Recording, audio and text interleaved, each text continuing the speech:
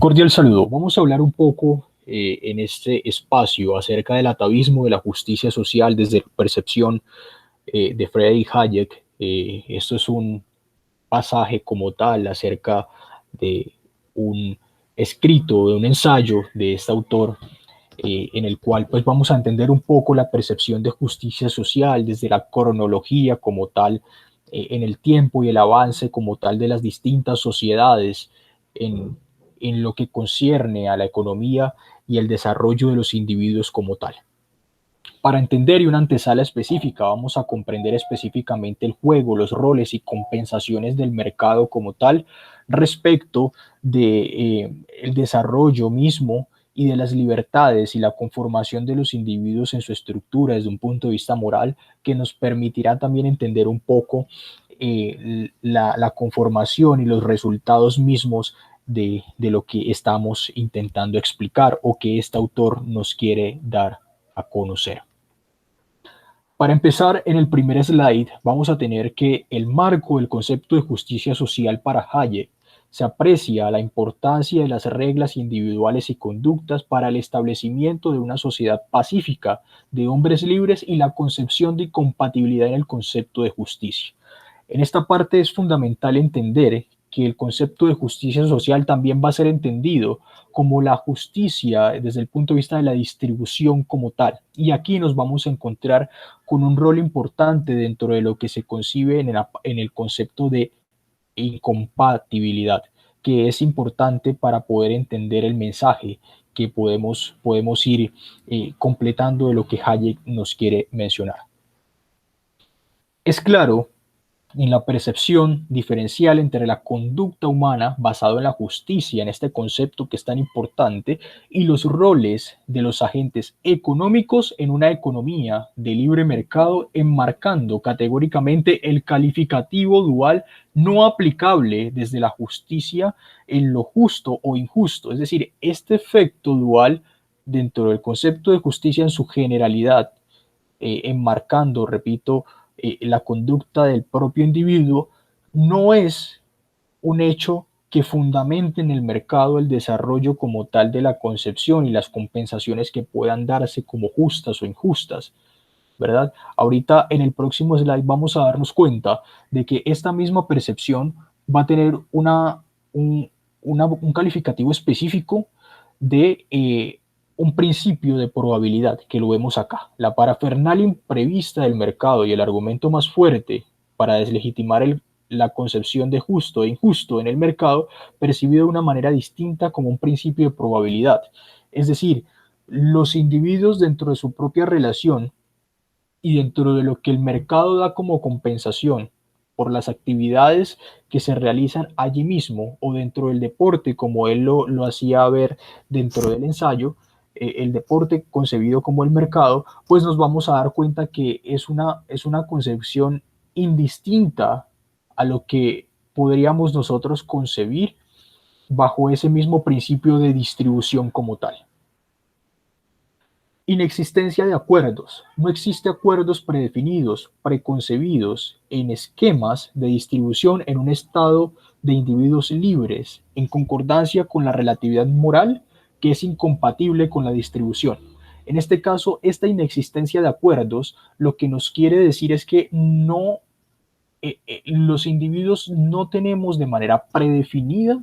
contratos, acuerdos o esquemas precisamente que respondan al comportamiento del mercado, que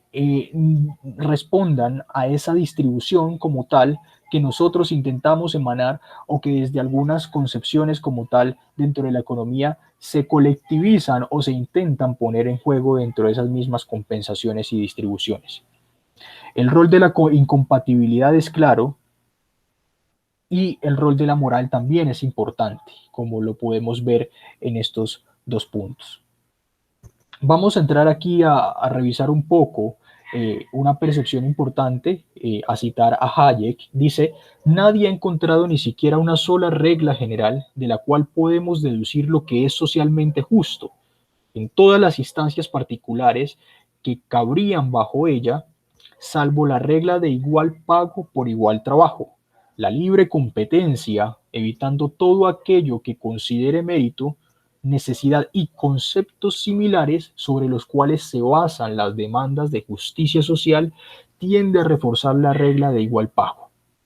Es bastante diciente y recoge un poco lo que hemos mencionado hasta el momento. Es fundamental entender precisamente lo que él pone entre comillas respecto del igual pago, igual trabajo, es decir, el trabajo del individuo que se considere socialmente justo va a estar en proporcionalidades respecto de su labor dentro de, ¿sí? El mercado va a compensarlo de acuerdo al rol que juegue dentro del mismo mercado. Y esto va a ser importante porque vamos a entender también más adelante el rol del gobierno y dentro de la inserción y la asimetría de la propia información para comprender precisamente cuáles han sido o intentar de alguna manera predecir el comportamiento como tal de los mercados y de los precios, sobre todo entendido como una concepción abstracta.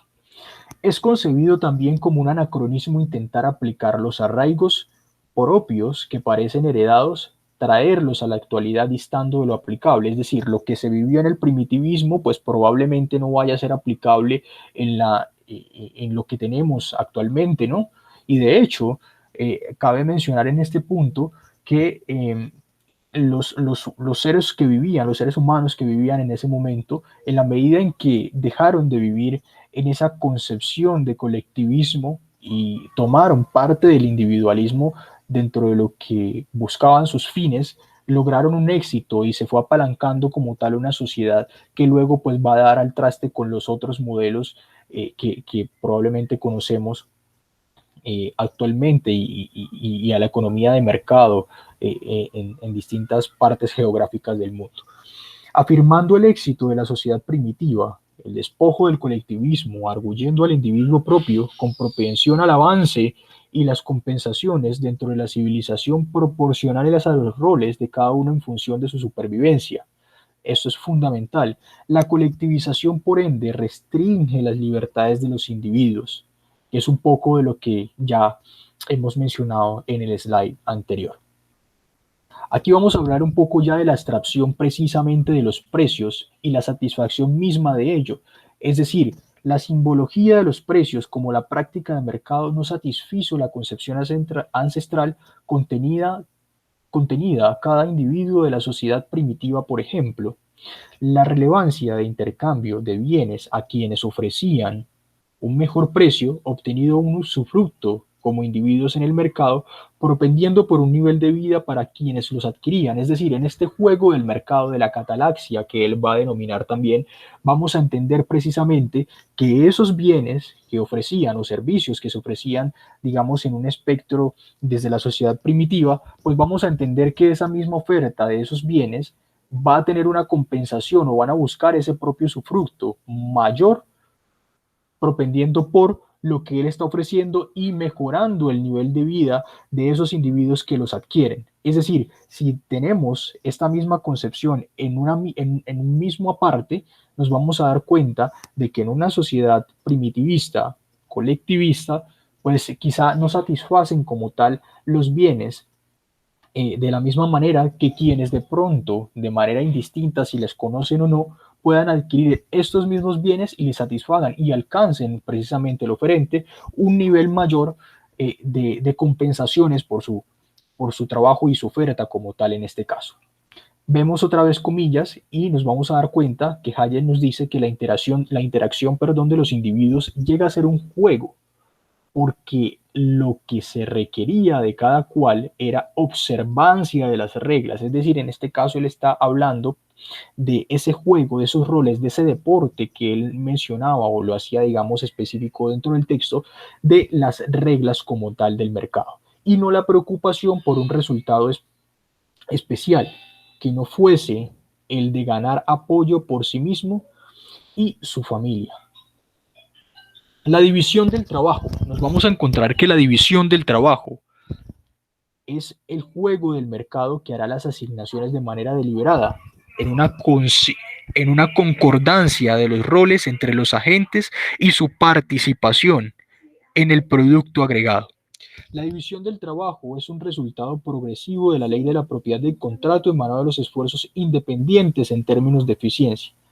La fundamentación de esta prerrogativa y como tal la inserción del gobierno dentro de estos roles nos va a permitir a nosotros entender que esto de alguna manera lo que va a hacer es modificar ese comportamiento y no va a ofertarse como tal o no va a tener mejor los resultados que quizá el mercado propio dentro de sus asignaciones perfectas vamos a concebirlos de manera un poco más específicas, sino que está muy lejos dentro de la simetría precisamente de lo que el mercado busca encontrar en este caso